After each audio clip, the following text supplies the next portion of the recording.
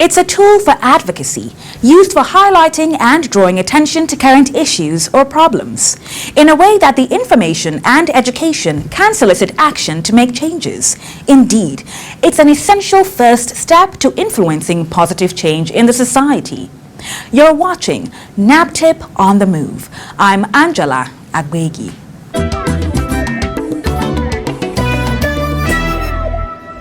It's time to let the cat out of the bag. It's all about NAPTIP's preventive strategy, public enlightenment. You'll learn more if you don't go away. Then we take away their pubic hair, take away their fingernails and toenails, and mold it into a packet. Stevie has learned the risky part of hustlers. I have a future! What future? This wasn't what you promised, Mother! The impact of public enlightenment campaigns is far-reaching. It increases enthusiasm and support, stimulates self-motivation and action, ultimately informing social change. For NAPTIP, it is a preventive strategy, a continuous and consistent exercise carried out by a whole department. Public Enlightenment Department is one of the core departments of the National Agency for the Prohibition of Trafficking in Persons, mandated by the Act to carry out public awareness, public education of the people on issues concerning human trafficking, using various platforms to reach out to all strata of society, to get them aware of what trafficking in persons is, how to avoid getting involved, the indicators they should look out for when the traffickers also come, and then for us to engage with the people to also receive feedbacks from them on our programmings. And we are mandated by this law to work with other agencies of government that deal with awareness creation, like the National Orientation Agency, like the Federal Ministry of Information, the media houses, and the like, just to ensure that the message against the ills of human trafficking is passed to the public using the instruments of government, that is the MDAs, that deal with awareness creation, reorientation of the people, because the work the agency is doing needs to let the people know on how to change their system of doing things. The Public Enlightenment Department employs different strategies in carrying out the mandate of the agency. We employ the behavioral change form of communication. In this behavioral change communication, we are changing the behavior of potential criminals who want to engage in trafficking because they think it's a lucrative business. We want to change the orientation and behaviors of potential victims who are in various locations. We're also trying to change the behaviors of certain family members, including parents, who think that engaging in trafficking is the way to go. So it is a Herculean task because you have to labor on a daily basis to let people know that this is a criminal enterprise which they should not get involved in. And in doing this job, we engage in open awareness creation, open rallies, community dialogues, where we engage with various communities, trying to talk to them about this matter, letting them know the implication of trafficking for their communities. We go to schools to create awareness. We also hold workshops on different areas where we get people from various places to come and interface with us. And recently, we started what we call the conversation with NAPTIP. And in this conversation with NAPTIP, what we do is to choose topics within trafficking, invite various speakers from across the globe who can interrogate that topic. It is done virtually and then streamed live on our social media platforms, where we have a lot of people getting involved in that conversation with NAPTIP. In ensuring that their awareness campaigns reaches all and sundry, the agency has a press and public relations unit. The Press and Public Relations Unit is a unit under the Office of the Director General of NAPTIP, is invested with the powers to interface with the media and the general public. The unit is divided into 3 sub-units: the Press and Public Relations, the Social Media, and the Protocol. We organize press conferences, advocacy visits, courtesy calls, and we do press releases on the activities of human trafficking. We also manage the social media platforms of the agency. We have the Facebook accounts, we have the Twitter, we have the Instagram, and then we have YouTube. We also work closely with all the various departments and units of the agency, because that helps us to relate to the general public on the activities of human trafficking and violence against persons. We also monitor public opinions, and we try to get feedbacks on how to do our work better. I will encourage the general public to like us on Facebook, Twitter, Instagram, and watch our videos on YouTube. The topic of human trafficking has also been infused in school curricula to ensure that no one is omitted in this preventive effort.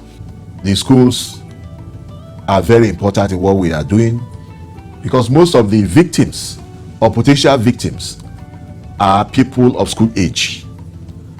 And that is why a few years ago, NAPTIP, in collaboration with the International Center for Migration Policy Development, ICMPD, with the Nigerian Education Research Development Council, NARDC, embarked on a project to infuse trafficking in persons issues into the curricula of primary and secondary schools in Nigeria.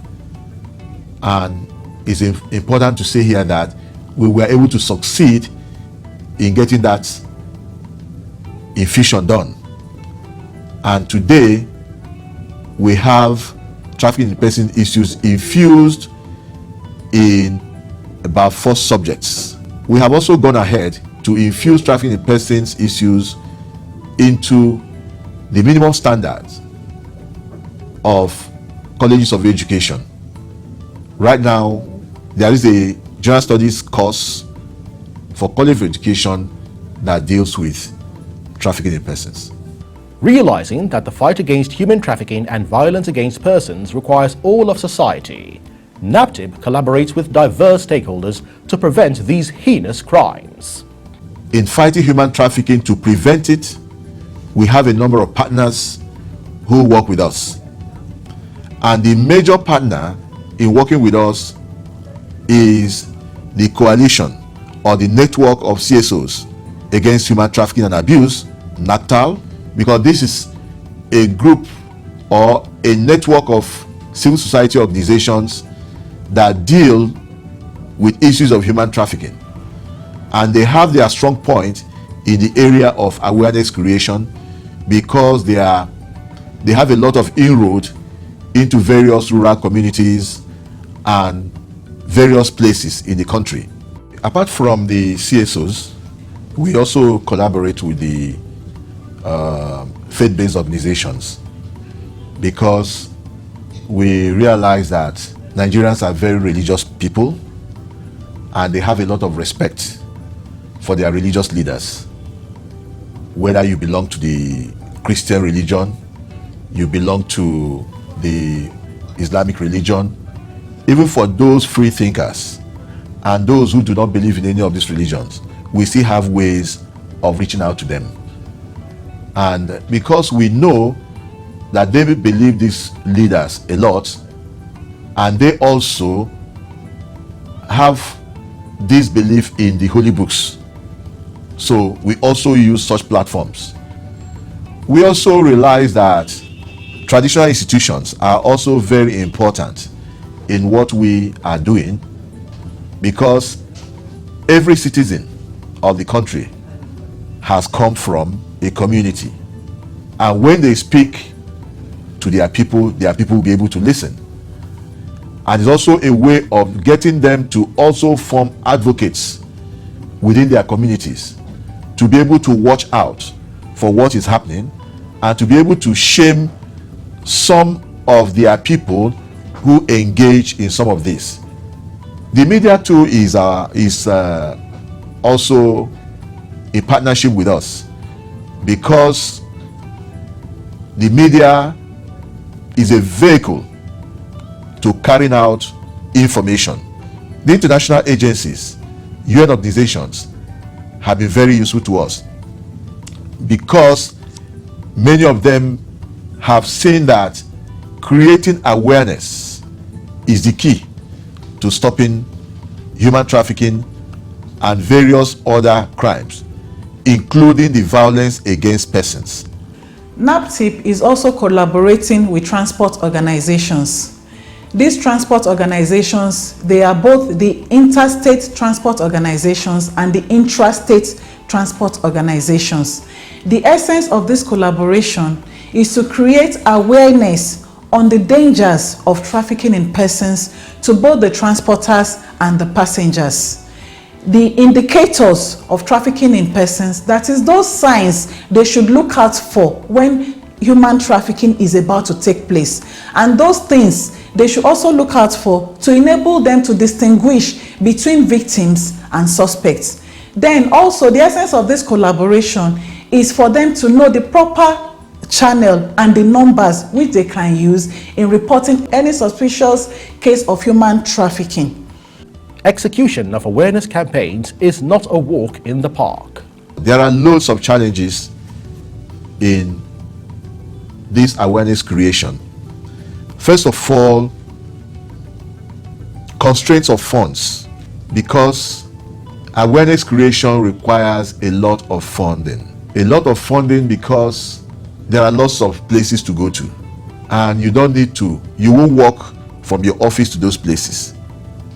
Nigeria is a very large country, and you must get to all the nooks and crannies of the country for you to be able to reach out to the people.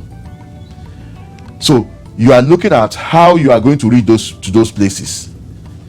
You are talking about producing and providing information, education, and communication materials like posters, fact sheets, all readable materials. You are looking at how to produce audiovisual materials. You are looking for how You are going to produce things that the media can also use. That is a lot of money. You are looking for how to get resources to even put messages in the media. You know, there is nothing free, even in Freetown. These are business enterprises.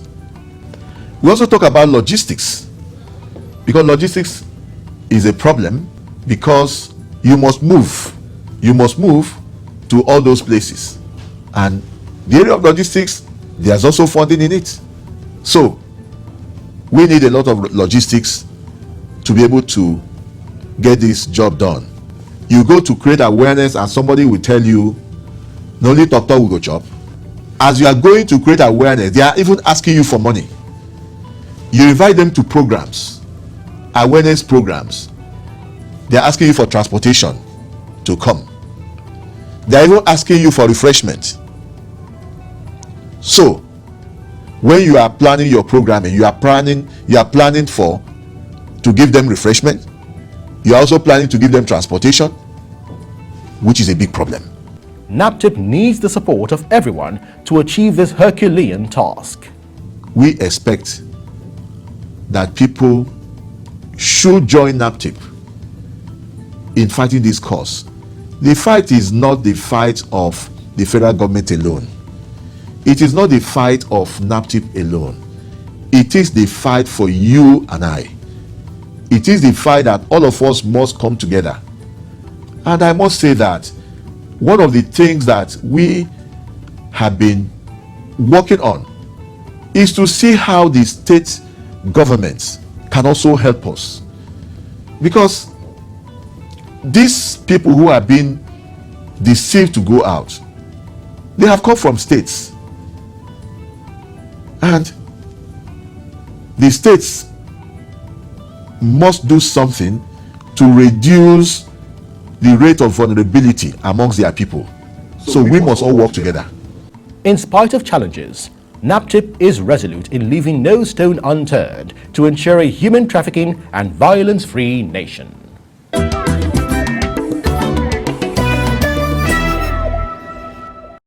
Prevention is better than cure, considering that human trafficking and violence against persons are crimes against humanity. It's time for our event segment. Keep watching.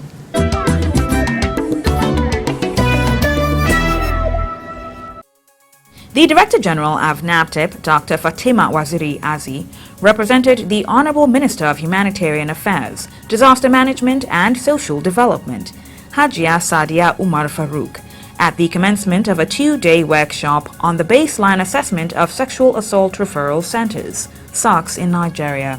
It is commendable to say that most of the projects and programs that are being supported by British Council in Nigeria are people-centered access to justice programs, because we all know that one of the main functions of a state is to put in place people-centered access to justice. And when we talk about people-centered access to justice, it just does not mean access to the criminal justice system.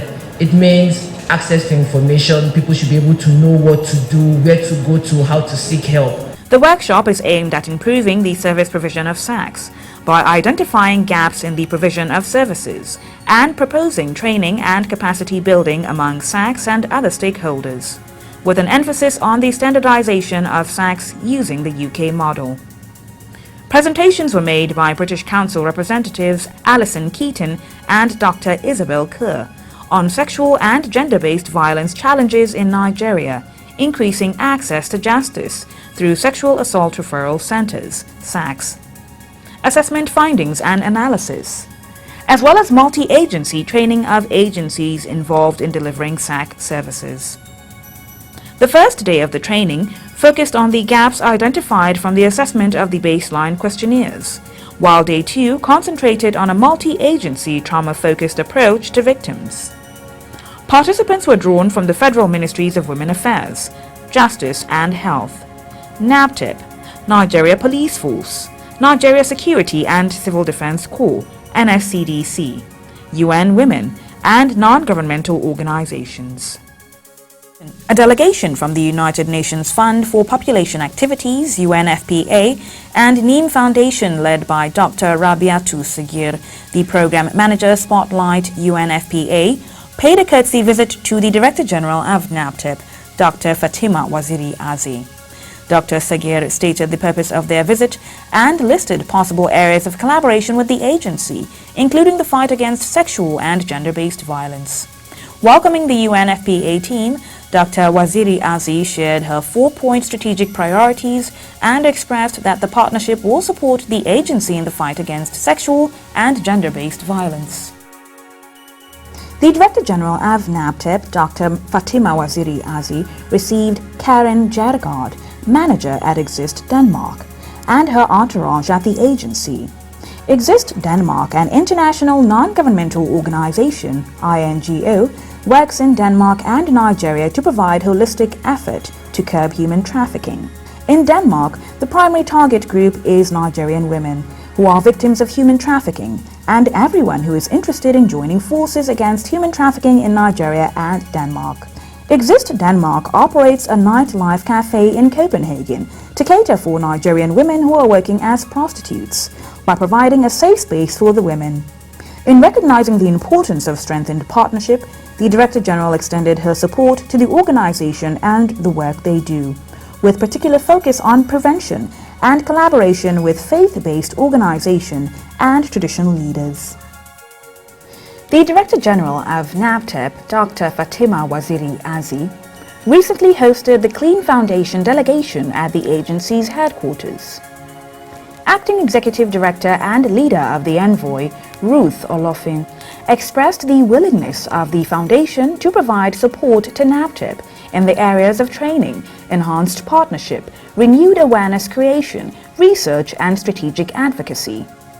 The Director General of NAPTIP, Dr. Waziri Azi, tasked the foundation on the need to sensitize the general public on emerging trends in human trafficking, such as organ harvesting. She then stressed that people should avoid irregular migration.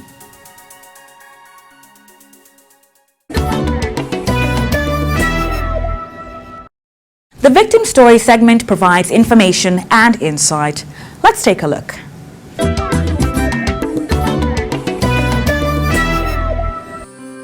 I was living in Port Harcourt. When my dad was dead, I came for the burial. So after my dad's burial, my uncle came to tell me that instead of me staying at home and there's no money to further my education again, I should come and go to her elder sister so that I can be working there. When I went to my uncle's side, he told me that I'm going to go to South Africa, and the elder sister is that he have a supermarket and boutique. Anyone I want to work, I'll work. So the man I gave up money to transport from Cross River to Lagos, from Lagos to Cotonou, from Cotonou to Burkina Faso, from there to Mali. When we get to Mali, I was like, what's the name of this place? They were telling me this is Mali, but I now told the woman that, but my uncle told me that it's South African, but this is not South Africa. The woman just said I should just leave it. Since I've already gotten here, I should just come. We slept. The next day they called us. They were giving us all these short clothes, condom, cleaners. They were giving us. I was like, what is this? The woman just told me that it's prostitution. Then I told the woman that, but they never told me it's prostitution. They told me that I'm going to work in a boutique or supermarket, and I said they should call my uncle so that I will talk to him. They called him. I told my uncle that the work that you told me that I should come and do, this is not the work. My uncle was telling me that since I already got in here, I should just do the work. I should just forget about it. I should just try and do it. I told him that I can't do the work. That even is to sacrifice my life than to do prostitute, I would sacrifice my life. I told him I'm not going to do it. The woman said, I don't have any option. I have to do it before I will leave her house. And if I want to leave her house, I will go and swear. I will swear. So that, because it's not only me, it's me and my sister. We are 4 in number that went there. So I did not go to work. I was staying there at home for 1 week. So my sister, they start the work. They were telling me that if I'm staying at home, I'm not going to have any money, or I can't balance the woman. I was like, no, I can't do this work no matter anything. Even though it's to sacrifice my life, I'm not going to do it. I was like, if the spirit of my father is with me, the way he brought me back the way he brought me to Mali, that the same spirit and that the same God will still take me back to Nigeria. I was praying every day. I don't eat. I used to fast and pray. So my sister was saying I should just go to the work. So I pretended as if I want to go to the work for the first day. When I went there, I saw a man. When they forced me to that he should sleep with me. So I went there. They forced the man. He slept with me. I cried. The man just gave me 1,500 naira. So I came outside. I was crying. I went home. The next day, I went to the work again. I was looking for someone that would help me. So I saw one Anambra man. I explained everything to him. I told him I can't do this, or I should help me. So the man just gave me 11,000 that I should go and give my mother. So my mother was told that when I came here, I was working. When I took the 11,000, when it was evening, the next day, because we go to work around 6 o'clock, we come back around 4 o'clock in the morning. So when I get home, I gave the money to my mother, and they was like querying me. I went to work since 6 o'clock till 4 o'clock. I'm bringing 11,000. They talk. The man was saying that if I'm coming to work the next day, I should bring half of my clothes to the work. So when I was coming to work the next day, I brought half of my clothes. The third day, I brought half of my clothes. So the fifth day, it's me and my sister. We now met the man. The man brought us to our workplace. We went to work around 4 o'clock early. So we took our clothes there. The man now helped us with the clothes and all our things. He now take us to his house. So he was the one that was looking for someone that would help us. So he met his friend, that is one of the NAPTIP member. So he explained everything to them. So they took us to the NAPTIP side. Then they took us there. We were there for some time, just 3 days.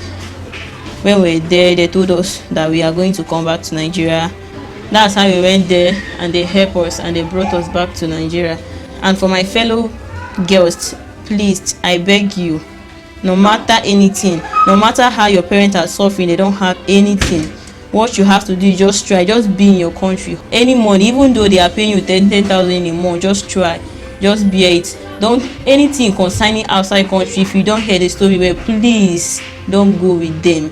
They will scam you.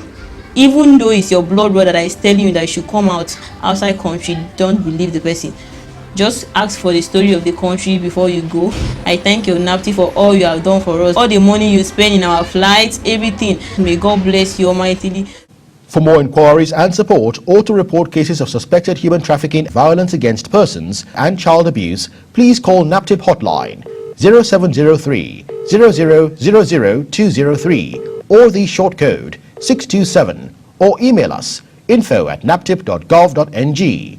Visit our website www.naptip.gov.ng. Follow us on our social media platforms at NAPTIP Nigeria, or watch our videos on YouTube. It's time to say goodbye, but I must urge you to keep a date with us, same time next week. I'm Angela Agbegi. It's been great having you with us.